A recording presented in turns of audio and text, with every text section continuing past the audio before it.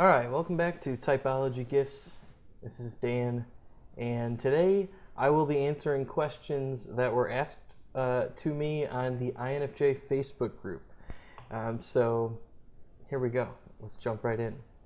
The first person was Pierce, and Pierce asked, "Is this lazy content creation or 200 IQ move?"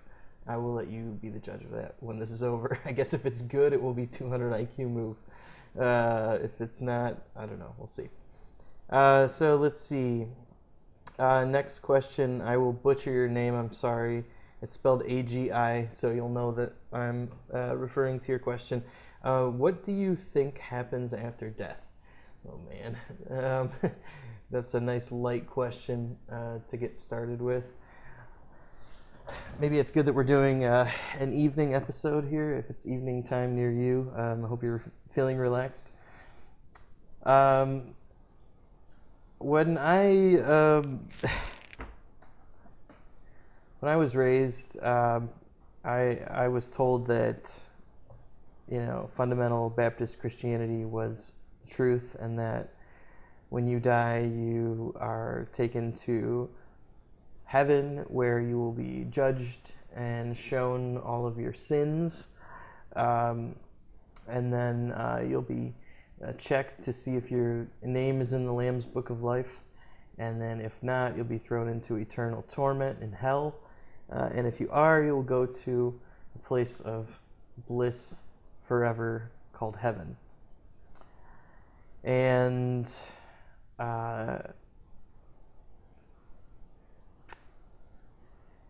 well, I don't want to get into my life story, but where I'm at right now, I think that there are too many problems with the Bible to take it credibly. If it can't be trusted in some other really fundamental ways, then I don't think it can be trusted to tell us where we came from or where we're going. So I'm undecided. I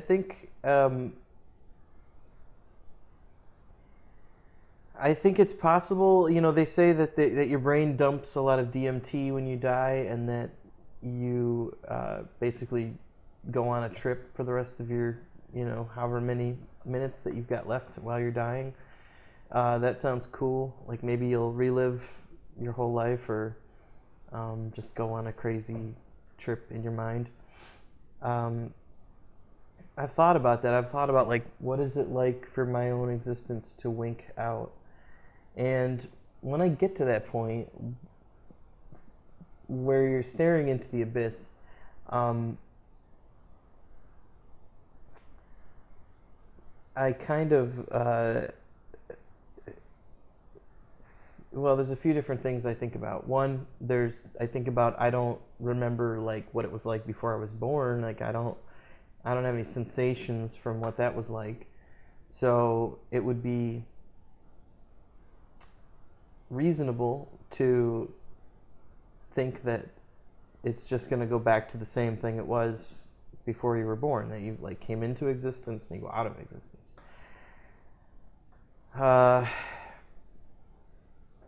then there's questions about multiverse theory and where does the energy go? And I talk to more mystical people, and they believe that the energy, continues on and goes into another form at some point in the future, either in this universe or another universe. And okay, that's interesting. There's no evidence that I can see that's like definitive about that. Really, nobody knows. Nobody truly knows what happens. So really, we can only go by what we think are the most plausible possibilities.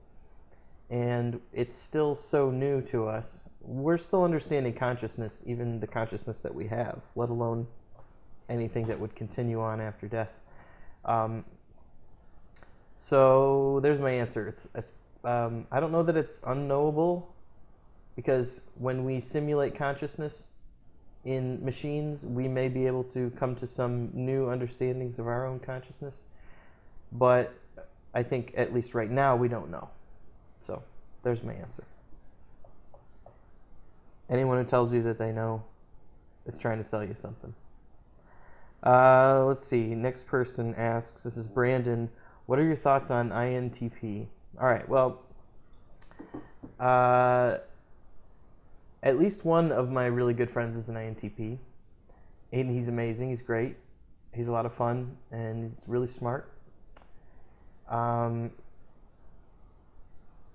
have dated two INTP females, and it was interesting. I'll say that. I wouldn't say they were great relationships.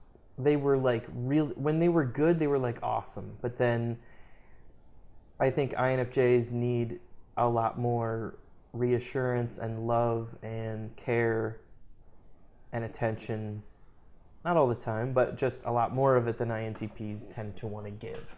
I think INFJs are kind of like dogs, and INTPs are like cats. And INTPs oftentimes really want to be left alone, and INFJs do as well.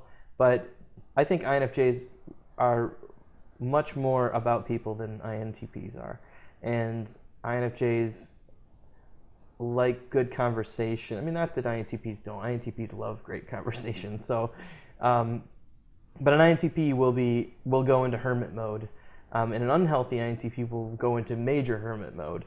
So INFJs tend to want more than to have a partner that like wants to disappear for days at a time. Like INFJs want to have somebody to interact with, and to build a relationship with. They want someone to care for, and to care about, and to love.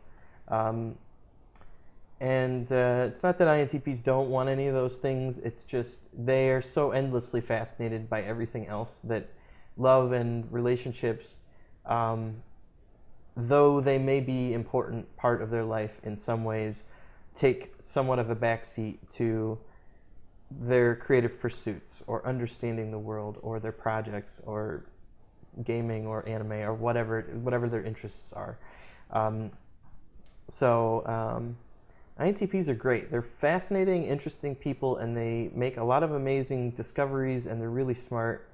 And the world is better because of them. And INFJs, I think, get along really well with INTPs because they both prefer introverted thinking, and so there's a lot of really interesting comparison of notes and discussion that happens. I'm thinking about my friend Josh, who's an INTP, and we have worked together for a long time on virtual reality, game design. We've also just spent a lot of time hanging out and watching stuff together, or talking and sitting on he used to be my roommate actually, and we would spend a lot of time sitting out on the back porch just talking. So the pleasure of INTP company can be very, very good if it's somebody who is healthy and isn't trying to always avoid you. But if they like your company, then they'll let you be around them. So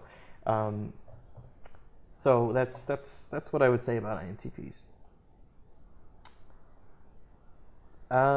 Let's see. Debo Pam said, "Why did the chicken cross the road?" Well, I almost feel like I almost feel like not answering that question. But one thing I will say about that joke is that I never understood it until at some point. I don't even remember when, but at some point it either dawned on me or I read something, but at some point I figured it out that to get to the other side could refer to dying, like getting to the other side of the River Jordan or whatever. It could be just crossing the astral plane. So the joke, in a sense, could be that the chicken crossed the road to die, which is a slightly darker interpretation of the joke. But I kind of like that one. Okay, so Charlotte has 3 questions, and I don't know if she's an ENFP, but she said, I bet ENFP would have questions too, so maybe I will ask ENFP if they'd like to ask some questions. So she says, number 1, what types do you enjoy the company of in real life, or what types are your closer friends? My best friend is an ISFJ, and I've been friends with him for like 18 years now. And it's the best friendship I've ever had. And I'm 10 out of 10 would be friends with him again. It helps that we're both avid gamers, and we do a lot of gaming online together.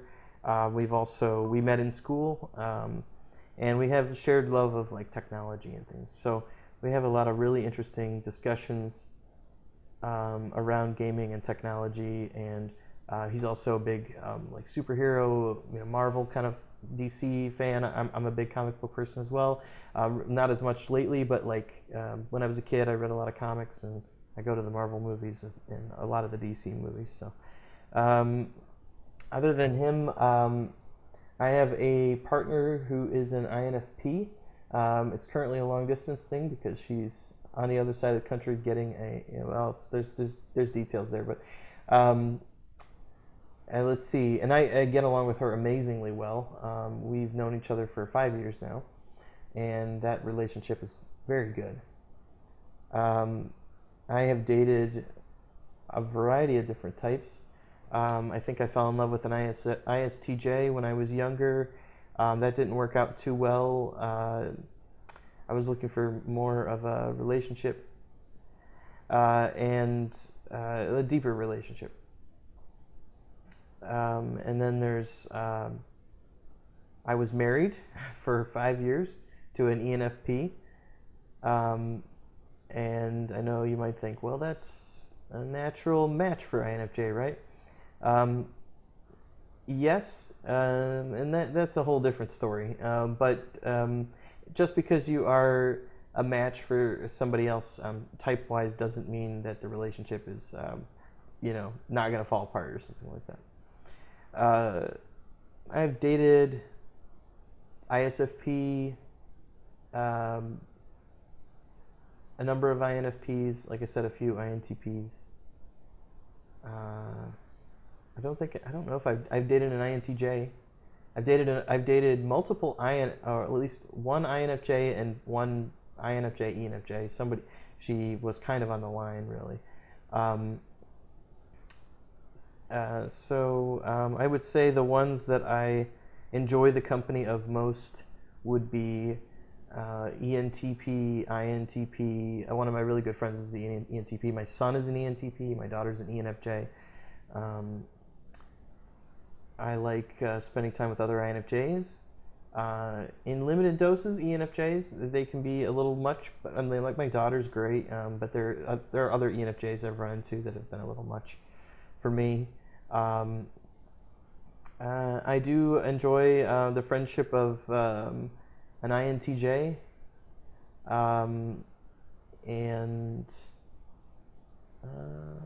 so I would say kind of a mix of types there. Probably more intuitive than sensing.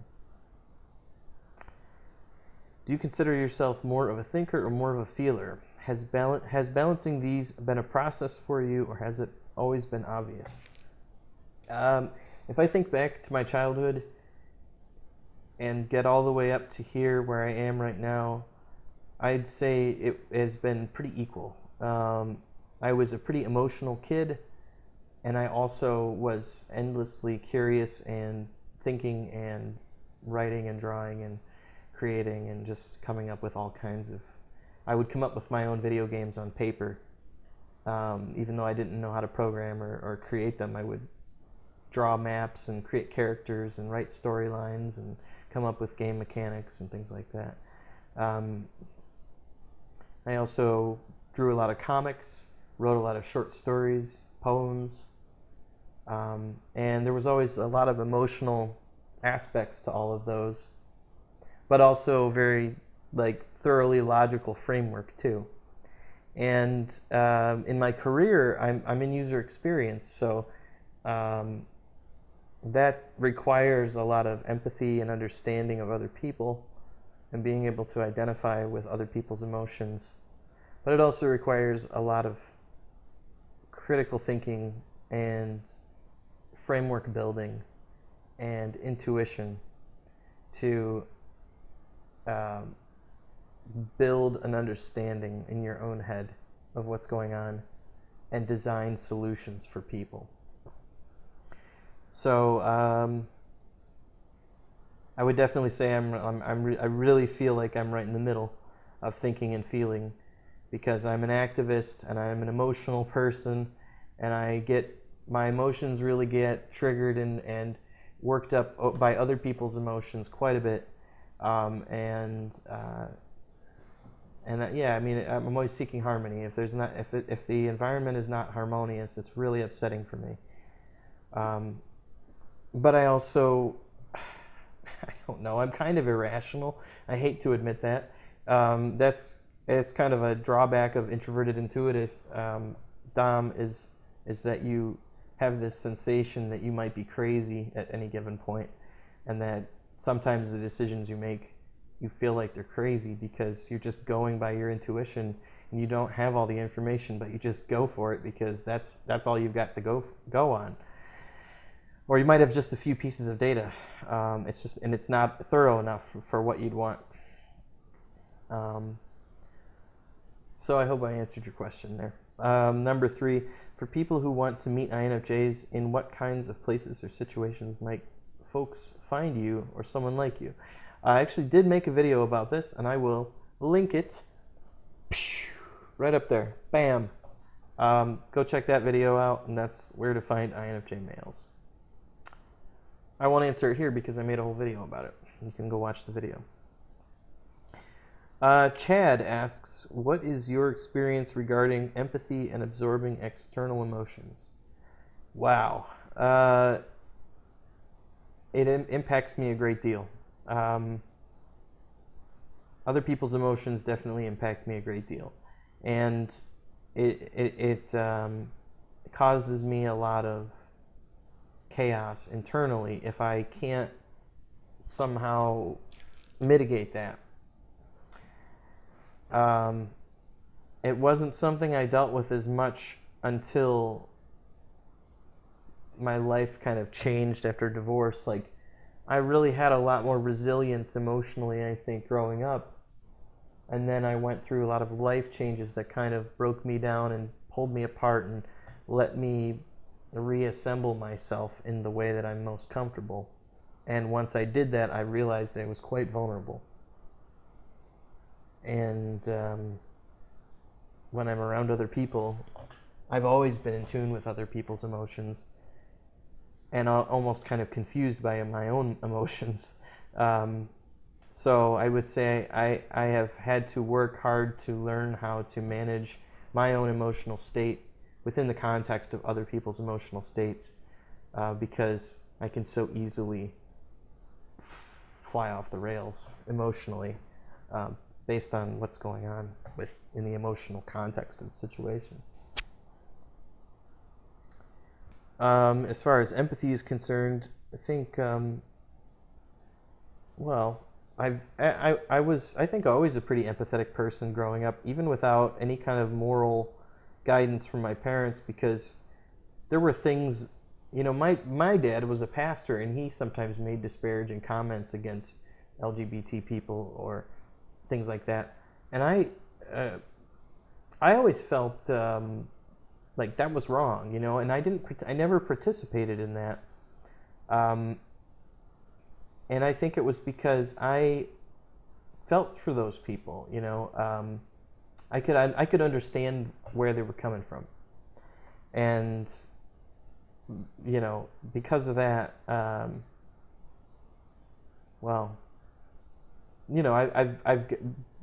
become more of an activist as time has gone by, because I feel so strongly the feelings of as my understanding of the world has widened. Now I'm feeling for people on the southern border in the United States, and I'm feeling for people in other countries, and my empathy for those people is affecting my actions and what I'm doing. So, all right. So, Soul asks, why men don't commit in a relationship, or why don't men commit in a relationship?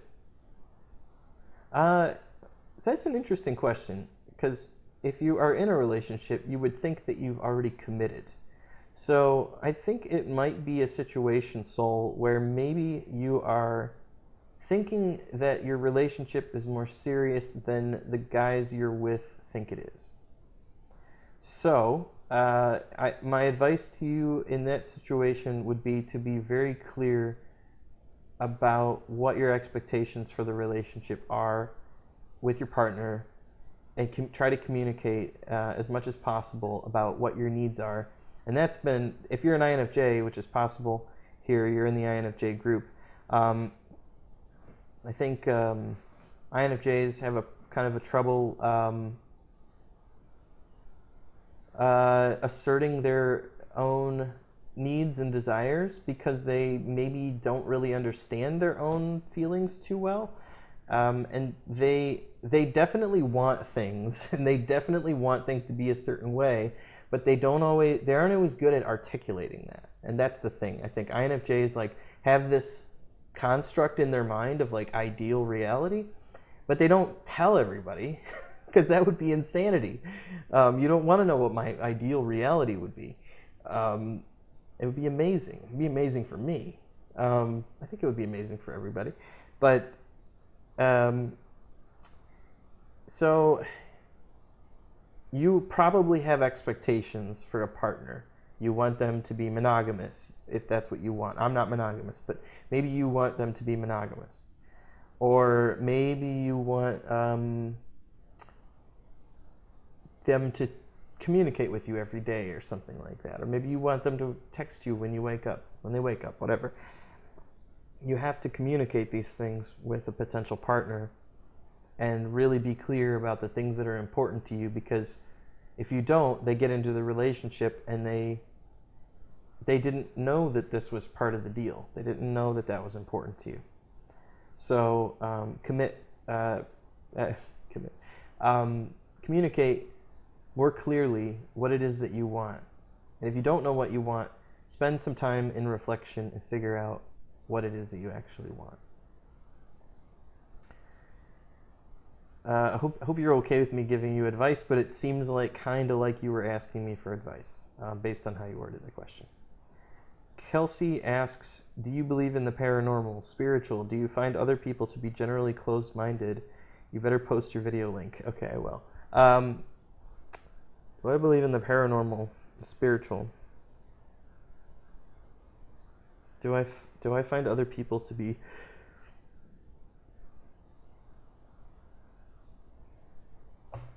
generally closed-minded?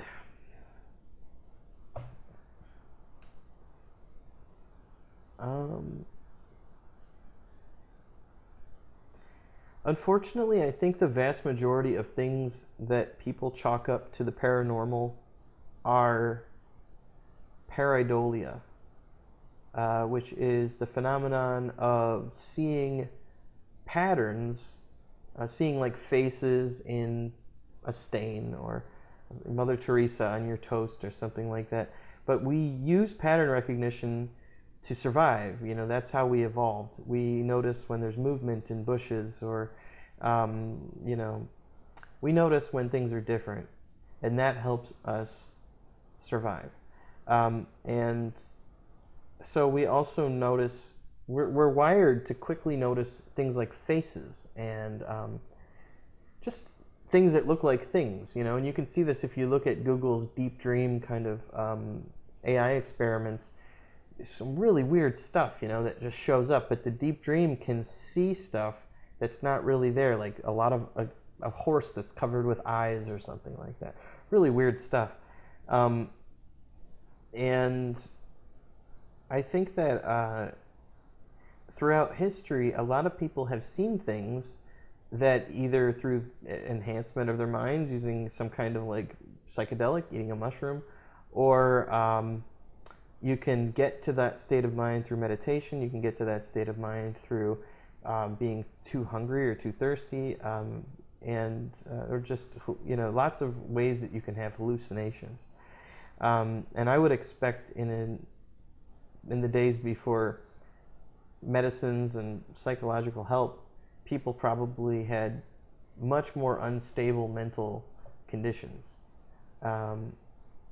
So I used to believe in the spiritual quite a bit, and now I'm more on the side of when you get to things like the quantum level, when you get to string theory, there's all kinds of crazy stuff that's happening, and you could call that kind of paranormal because it's weird. It's not normal, all these things that happen with, like I get updates on developments in quantum theory and talking about Schrodinger's cat, and maybe we can look at the cat after all, and there's all kinds of weird stuff that's happening that's far stranger than we could have imagined, that's well beyond the boundaries of what you would call normal. So I think the paranormal, if you just look at what science is discovering right now, or what it has discovered, it's pretty paranormal. Like, it's pretty strange. I don't think you need ghosts to find really strange things about our universe. So I think that's what my answer is. The last one, JC asks, once spotted in the wild, what would be some good ways for an introverted INFJ woman to approach an equally introverted INFJ man? Suggestions of what not to do as well. Use your best nature documentary voice, please. And lights, camera, action. Oh man, my extroverted intuition is not good enough that I could just sit there and pretend like I was a nature documentary person, and I know exactly, in my head I can imagine what you're going for. Well, I had this idea in my Where to Find INFJ Male video, INFJ Males video, and the idea was, if you see an INFJ eating, a meal, it would be disruptive to them to just come over and start striking up a conversation. But weirdly enough, if you wrote something on a piece of paper and handed them the piece of paper, or slid it on the table or something like that, their curiosity would probably get the best of them, and they would steal a look at it. So if you were trying to get if you were trying to get an INFJ's attention and get them to open up enough, what you put on that letter now, that would be a whole nother thing. So if you came on really strong and strange, it could go either way. If you came on, if you said something that was kind of interesting and kind of a puzzle and caused us to think, now we're more interested and curious. So that's probably what I would say. It is one way you could handle that. I'm trying to think of some other more, benign approach. Yeah, there's not much else that I can think of. Definitely don't just corner them and start trying to talk to them and get conversation out of them. I think that's upsetting, kind of, and INFJs can deal with it, they can roll with it, but they will want out of it as soon as possible. So they'll deal with it as long as they have to deal with it. But if you have intrigued them and made them curious, and what you have to talk about is interesting and curious to them, and relates, it doesn't even have to relate to something they are doing, but if it's something about the universe, or it's something curious or something strange or unusual, they'll want to talk about it, even with a stranger. So I guess bring your A game when it comes to what you want to talk about, and be open to just letting it go wherever it goes. If an INFJ feels like, and this is why INFJs love talking to extroverted intuitives, they love it, because extroverted intuitives are just perfectly happy with the conversation to go wherever it's going to go. And that gives an INFJ a sense of safety that, hey, we can just talk about whatever we want to talk about. There's no expectations. And I can exit the conversation at any point too, because this person doesn't expect it to go anywhere.